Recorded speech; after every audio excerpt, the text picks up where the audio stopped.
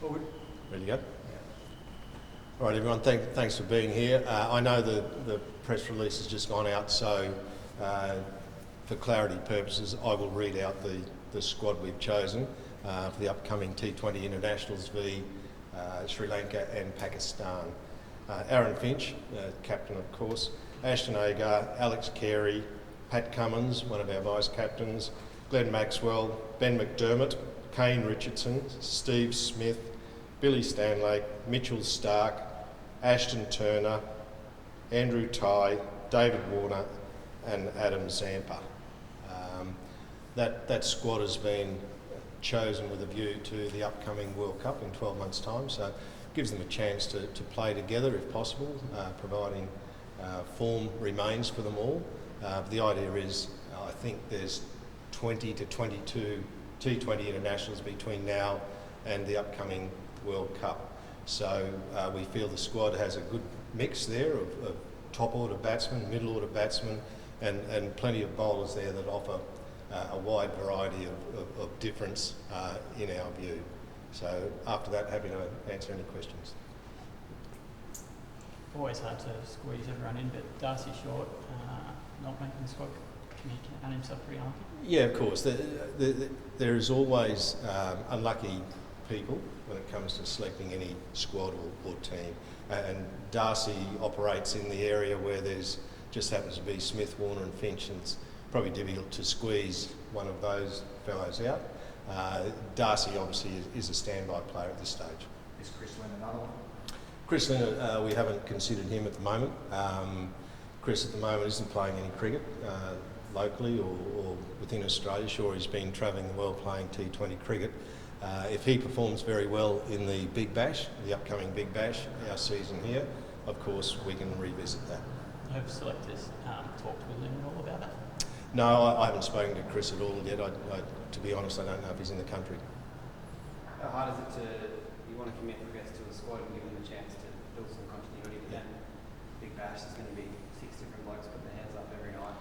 How do you balance that? Well, yeah, of course, we'll obviously be having a look at that, but right now for these upcoming games, this is the squad we feel can take us forward. Is that I saw Ty actually talking about this yesterday, just having that continuity at the T20 level, is that what's been missing in previous campaigns where you failed? Could well be, because one-day internationals in T20 cricket have been pretty spasmodic, to be honest. There's not been a lot played over a period of time. Sure, you play 2, 3, sometimes 4 a season. So between now, as I suggested, between now and the next in the World Cup, there's about 20-21. So it gives them a good chance to gel and play together. What about David Warner? I mean, obviously pretty dire ashes, but Sure. much more effective back home. What are your hopes for him, and do you want to see him scoring runs straight away? Yeah, well, if we're talking T20 cricket, I presume, Ashes cricket is totally different. So we know David is one of the best T20 players in the world, and if we look back to the recent IPL over in India, he was the leading run scorer there. So I'm sure David will perform very well for us. So no concerns that confidence has taken a bit of a ding from that Ashes series? No, not at all, not at the moment. Different format. What about workload, Trevor? Was there any concern workload for Smith and Warner? Yeah, there will be. There's no doubt about that, and that'll be something we'll be very mindful of as the season goes on. Of course, it's difficult for players to play every format, which those two in particular, and probably Pat Cummins and a couple of them, are likely to do, but we'll certainly be keeping an eye on their workloads and making sure they don't get tired. Obviously, there is a massive focus on this T20 World Cup in 12 months' time. Given the focus on the T20 World Cup, do you expect to see those two in the Big Bash? I think they'll be playing Test cricket probably at this stage, providing their form is good enough to be included. Trevor, saw England put a massive push into their World Cup campaign to win it on home soil. We're doing a similar thing here. Is that what we're sort of modelling ourselves? Yeah, not so much modelling off what England did, but like I say, we've got plenty of notice, 12 months to go. It's the next big event, so we've got to focus on that. And there's the missing sort of piece to the puzzle for Australian cricket, isn't it? Yeah, it is definitely. Yeah, it was T20 cricket is something that probably we haven't played all that well over the period that it's been going for, but we're certainly making some headway in that area. I think the last two T20 internationals we played in India, we won both of those. So there is some progress being made. Do you see Mitchell Stark as the sort of spearhead of the attack 12 months out? Yeah, I think so. That's probably a fair comment. He's very good up front, of course, with the new ball. And we know towards the back end in T20 cricket, he can be very dangerous because he is capable of landing his Yorkers and his variations very well at that stage of the game. Sorry, Trevor, can I just ask you to hold that paper still? Sorry, yeah. Revisiting Billy Stanley coming through, of course. You've seen him at the Marsh Cup in the first few games, and obviously something there that's caught the eye again. You happy with him? Absolutely. Billy's, as we know, is about 6'7" or 8" or whatever he is, but he certainly has that X factor, and he's got a bright future for us in whatever format we might like to talk about. And that top three, you mentioned Smith, Warner and Finch. Is it that their places to lose, that top three? Sorry, Are they their positions to lose? Are they sort of cemented in as your top three now? And then they are for the time being, and if we look at each individual, they're world class in particularly in T20 cricket, one-day cricket, and obviously with Smith and Warner, they're well-renowned long-form players as well. So they're probably three of the best players or batting players in the world. Trevor, I'm just revisiting Murray's question before. You obviously want some continuity in this squad and giving guys a chance to play together, but what do you say to those guys just on the edges? I mean, can they play their way into this squad? Of course, yeah, of course they can. There's no doubt they can. You know, this is only the start of the preparation leading into the World Cup, and good performances by them could squeeze the others out depending on their form as well. And then, of course, injuries could occur at any stage. So it's very important that the fringe players keep knocking on the door and really performing and giving us some ammunition or make themselves irresistible selections going forward. You've got a busy week. Shield match starting at the Gabba on Thursday is going to be mouth-watering, isn't it?